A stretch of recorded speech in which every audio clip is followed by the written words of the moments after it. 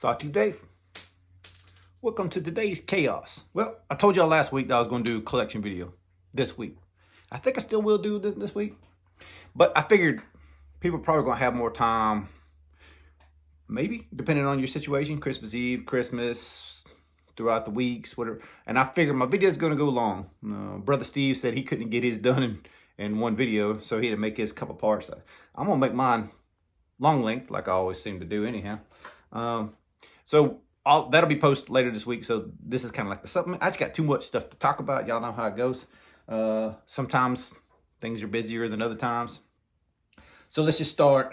All right. So I got asked a couple times this week, so I just kind of want to clarify, like the experiment, and this is truly an experiment with the Arius. I'm going to include the Oz Roosevelt XL and the TJ Fisher Cobra. So these are the three that I kind of sort of put in there. The Cobra is not a custom that I normally would have like went and bought. Like it's just smaller than usual. Holes in the blade, colorful. Like I'm just trying to carry it as is, and I'm kind of stacking as much stuff against it as I did with these guys. So these guys are both high-end production, hollowed out titanium, thinner than normal for both of them really, but like just out of my normal realm. So I didn't want to buy a custom that I knew I'd like and then compare it to these. So I'm trying to apples and apples, I guess, kind of sort of thing, like compare. So I know a few people, especially this Arius, have asked me about my opinion of the Arius and what I think about it. So what I did was force myself to carry it, force myself to use it. And while I'm talking here, I'm probably going to edit in some like mods that I did for like Denise and for Evan, and so you don't have to watch me while I ramble. You're gonna see some other stuff in the background, so hopefully that'll work out. We shall see, I suppose. But the Arius is in particular, so the Oz Roosevelt I already knew I liked, and I've heard several people say they didn't like some things about it. Like one of the big things was like forward finger troll being so big, and I guess I'll just show it. Just in case the video don't edit in like I want it to. But the forward finger troll is huge for some people. To me, for my big fat fingers, like it's absolutely the perfect size. It's a little bit big. Like, could I say I had a little extra room? Yeah, but like this is the size troll I like, man. So like the thinness of it does carry and feel different in hand, and I don't think I'd ever use this as a main knife. Maybe if I was like, I don't know, in like summertime or something like that, but it's definitely a thinner knife for me personally. I would feel a little bit weird about doing some of the heathen stuff that I do with my knives with, but overall I love the knife. The knife just kind of sort of works for me, and it's kind of actually made me think twice about, you know, what could be production knives, you know. Maybe it just has to be the particular one that I like, but it's pretty much like when you tune something to the nth degree, that's pretty much the Oz Roosevelt for me. The Arius has been kind of a surprise for me, and I was talking to Drinkwater about this because apparently he got an XL and an Arius this month too. So like he's developing his thoughts on the things the same time as we are, same thing at the same time as I am. We kind of BS'd about it, and the Arius kind of it's surprising me. Like it's super lightweight. Same thing with it. I'd never consider it a full time or it'd be a backup roll. It wouldn't be a right pocket carry for me personally. Not that it couldn't do everything, because that's what I was about to allude to. Like I've pretty much done everything I needed to do with it, and I feel a little bit better about doing stupid stuff like a little light pry and that sort of thing with the Arius, because I've done it a little bit, and it seems to be fine. Like that, no issues. So like it's kind of growing on me. I think it's one of those knives that I guess it's just like it kind of falls in that same category where a lot of Chinese knives do for me, and it's just so good. It's no personality. But as I'm carrying it and using it and starting to feel it, like I could see me customizing it. You all know I customize most of my customs, so like it's not like unusual. So, but I could see me, you know, adding a few touches to it and maybe making it a little more how I like a knife and feeling better about it. But it's growing on me, man. So, will I keep it? Will I not? I've got that question several times. As of right now, I'm going to loan it out. I know two other friends of mine wanted to check it out, so I'll probably start like a mini pass around with it, and probably the XL, maybe the Cobra put in there too. But you know, it just depends. but especially those two in particular, like for the comparison to the custom, as much as I have enjoyed them and liked them, I have moved past them and stuck on the Cobra pretty much since I got it. So as much as I like those, the Cobra just has that, it has something extra for me that I just can't put the other ones down long enough to not carry the Cobra. And once again, these are all left pocket carries for me. So call it fidget while driving, you know, boredom tool, whatever you want to call it. But the Cobra just has something about it that's just, it absolutely just speaks to what I like in knives. The only thing that I've had issue with is the pivot backing out. So if that's the worst you can have out of a knife, like there's stuff called Loctite, you just use it, right? That's how I feel about it anyhow. So I was mentioning Evan a minute ago, hopefully I spliced in the mod I did on the Stealth for him. So basically that it was like a little pocket that was milled out on that, and he wanted it through to make like kind of a sort of a oblong hole, i.e. like a Strider kind of hole. That mod worked out perfectly. I love that Stealth. We were trying to work out a trade because Ev gave me that Stealth. I don't know if you guys knew that or not, but it kind of sort of was a trade or a gift and turned into a trade. But I knew he'd like that knife more than some of the other ones that I had sent him to check out. So what we're doing was trading back for, and y'all know I have this Atreyu that I did, as I failed it, sorry, left-handed. This Atreyu that I did that mod to, that finger flick mod. And it always compared it to this one. And this doesn't have any mod, well, it does, it's modded, but it doesn't have any mods to make it finger flick. This one just finger flicked easier. I don't know why this one did and this one did not as I got in there, but as I've got that groove, this one does now too. Obviously the double detent mod on this one. So this is kind of more of the thicker blade stock. Let me get this open out real quick. There we go. This is a thicker blade stock, the natural one versus the acid stonewash one. And the titanium even feels a little different, like, because it's a little more, I don't know. I've rounded both of them off at this point. So, you know, they're both different patterns. I mean, not stab myself here. Both different patterns. But I think they're different enough. And I don't think I have any other dimple. I used to have other DSKs that were dimpled. That's what he calls this finish. I don't have any, or moon cratered or whatever he calls it. I don't have any more dimpled style finishes. So it's kind of cool to have two different ones in the collection. And I don't have too many two-tones left either. I think I did a rig round on this one if I'm not mistaken. Pretty sure I did. I can't even remember what I do. But another Atreyu back. Y'all know I'm a huge DSK fan. So, but luckily for this particular thing, it was DSK for DSK. So neither one of our DSK numbers moved. It was a little little point to doing that when we did it. So let's move on. Okay, so Denise had lent a few in. Doing some work for her too, but hopefully in the video, well, I'll show it at the end here. Let's just talk about this here. Well, maybe I already did show you. This is, I can't even remember, mini, is it the Draco? Small Draco? Something, correct me if I'm wrong, Denise. Dalibor. And you know, you don't have the opportunity to handle too many Dalibors. So I think the entire time I've been messing with knives, I've had a chance to handle 3 or maybe 4 Dalibors. Maybe four. But this is the first little, I don't know, little mini tank or whatever you want to call it. And when she first sent it out, when I first seen it, I was like, dude, that's ridiculous. There's no way I can be able to use that thing. Like, it's thick a blade it is. Most people are like, that's ridiculous. But dude, it snaps fine. I mean, I ain't gonna say it's a full size knife. Like you can see, like, you know, I'm trying to squinch as quick as I can, but I can get all 4 on this little guy. I ain't gonna say it's comfortable, but I can get all 4 on it. And you know, relatively speaking, I can still do the work I wanted to do. And, it, you know, it's a cool little knife, man. Like, I didn't think I'd like it. Like, so if you're, like, talking, like, left pocket carries. So if I got to compare this to, like, you know, the Cobra or something, obviously this is more utilitarian. But this definitely has a cool factor involved in it. Like, there's something really cool about it. And then compared to my, you know, this is the unnamed model, but my Dalibor, which I still haven't plug that hole yet, but I will eventually. I don't know what I'm plugging it with, but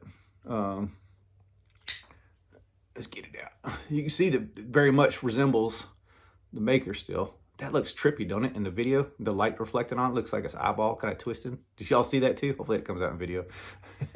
But But yeah, what a cool little knife. So you see he didn't sacrifice any of the height, the blade height, you know, from the top to the bottom with this little guy. Like it's almost exactly the same. I suck at doing this. And it's just, it feels like a full-size knife.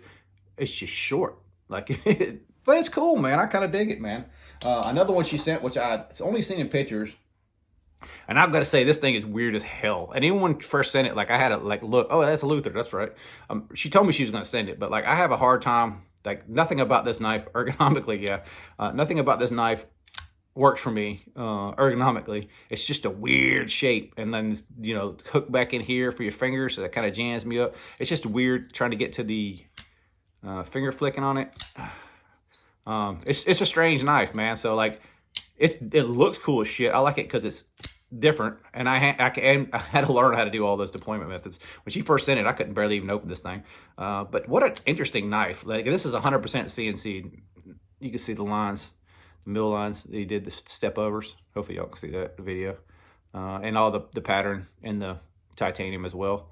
The clip is interesting because I've never seen anybody like scoop in on a clip, and it's basically to give it, you know, a little more thinness so it'll ramp up more. But man, what a stabby, interesting looking little critter. Like if this thing was, I'm gonna say it, but if it's bigger and thicker, you know, it might work for me. It's just the handle shape itself. Like, you know, you're landing on points. Like there's just no good way to get your whole hand in here without landing on, you know, points here, sometimes points back in here. Like it's just, it's weird. Like, yeah, if I had a front finger control, I could probably get in there and do something, but you know, it's an interesting knife. Eric Luther definitely did some crazy stuff.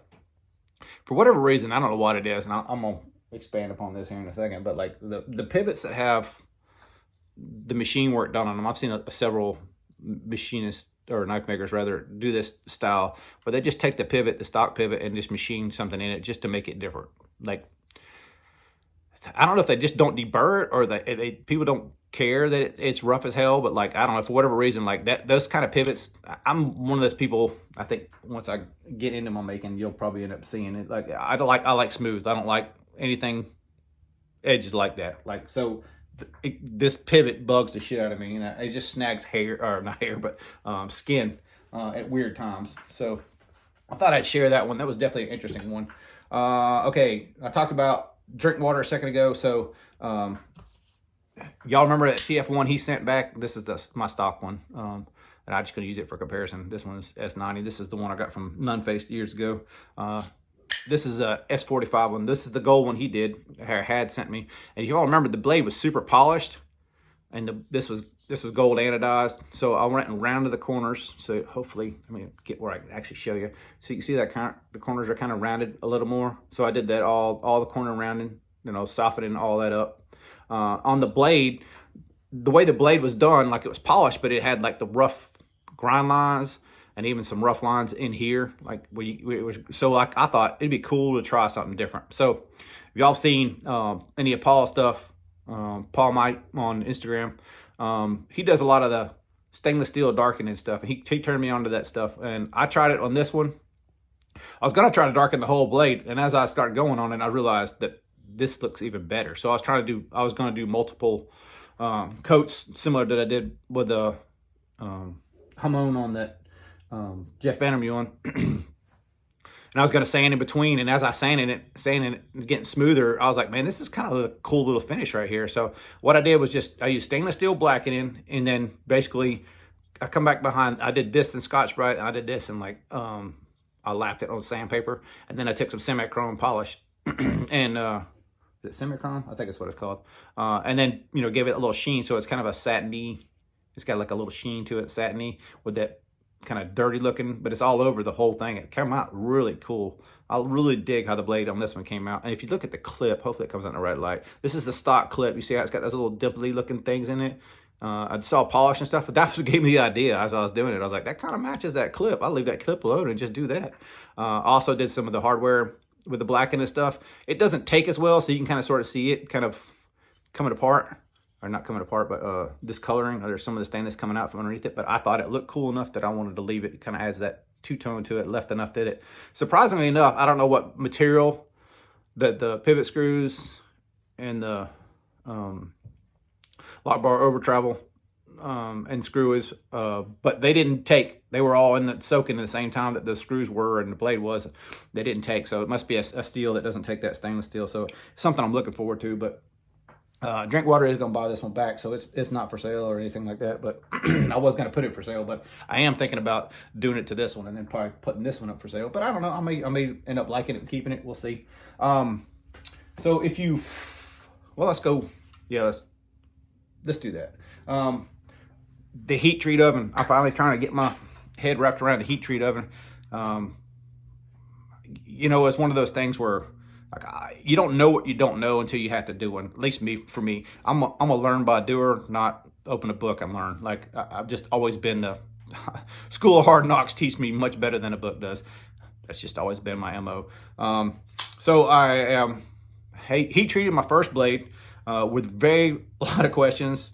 So thank you to Donnie Bless, thank you to Shane, Edgy American, Billy Ford. Like all those guys have seen or done the heat treat on a lot of blades, and they were all some words of wisdom when I was like, I don't know what the hell I'm doing. And it seems like a straightforward thing, and if you do it a few times, it might become a straightforward thing. Take it out of the oven, put it in quench plates, take it out of the quench plates, put it in a separate oven, which I didn't realize this, at a certain temperature right away. And both these things are, I didn't realize there are right aways. Don't let it cool down. I thought you had time. You don't. You got to keep going.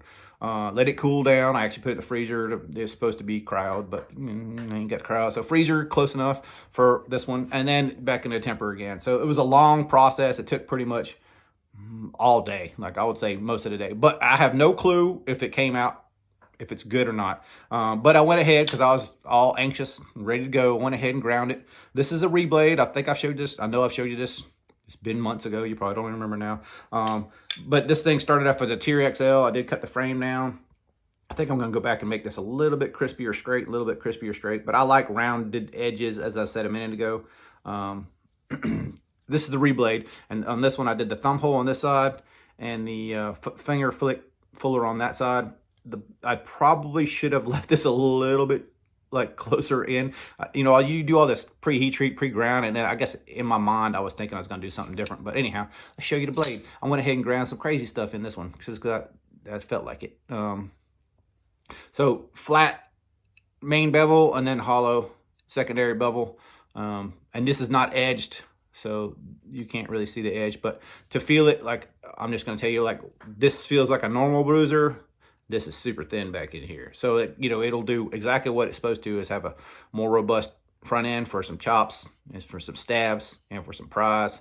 And then also a super slicey back here. Yes, it is a slightly recurve. And grinding a blade from, stock versus regrinded blade is a little bit different. And it gives you a little more ability to do some different things. So one of my favorite grinders that I'll see work of is Jim Tutori. Or I don't know if that's the last name. Tutori Knives, Jim from Tutori Knives. I don't think his last name is Tutori. But he does like a lot of sweep ins, and then he does the hard line stop, and his grinds are just impeccable. But anyway, it was kind of inspired by his work. Same with that fixed blade, the Angry Chanto I made. It was definitely inspired by his work as well. Like it takes a certain level of skill to be able to get there. So it's not 100% even. It's me working into it, and I'm trying to learn how to do all this stuff and making it as even as possible. But I'm definitely getting better, and this was definitely a push. And I wanted to push myself a little bit. Is it a good sharpened hard blade? I don't know. I'm gonna go take it to the machine shop if I have time, Monday or Tuesday. That's always depending on work, and they might have stuff that they need to be doing. So like it's both of our situations have to align for me to go test it. If it doesn't get tested before it gets built all the way, I will send it to Billy and let Billy test it. But we'll see. I just want to kind of have a clue what I'm doing before I do more stuff. Like what did I mess up on?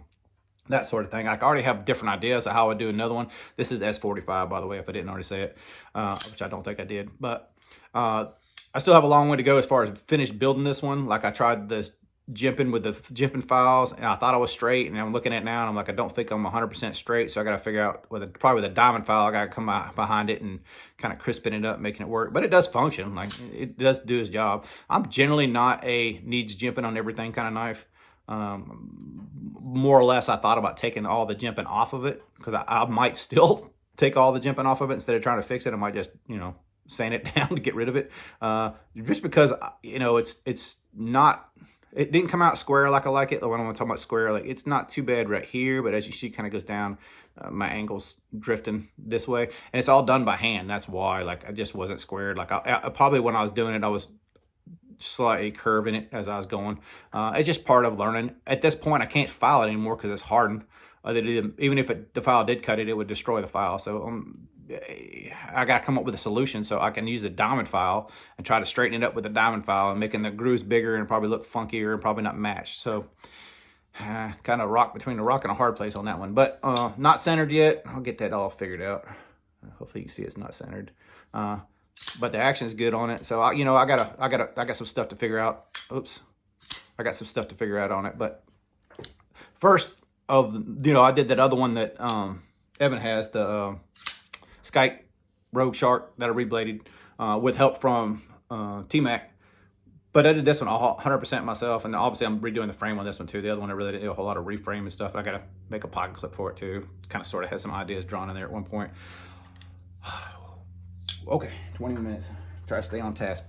What else would I show you? Oh, yeah. Okay, so my love for Vander definitely started with the double homicide, like both attracted to the blade shape and the hamon, especially on this one. Just like, every time I take this knife out, I'm like, look at that freaking hamon, man.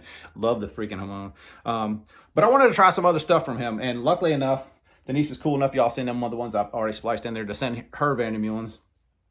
And I was kind of on debate, like the instigator that I showed you, that 4-inch instigator. It was a really cool one. I did the stud mod on it.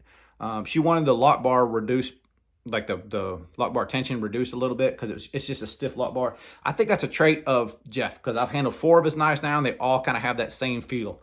The detents are good. The lock bar is stiffer, so it doesn't flex out, so you don't get that.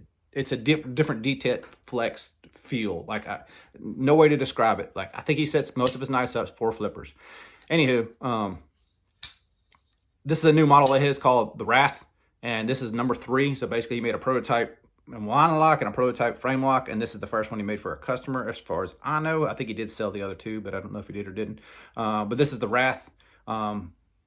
It's a cool knife, man. But I had him do the fullers on this one, because he, the other ones that he did, I don't think he did fullers, but I think he's getting in on the fullers now. I think he's understanding that the fullers are kind of a game changer for me, at least, and probably a lot of other people, as far as like the deployment. To get stuck in the hole.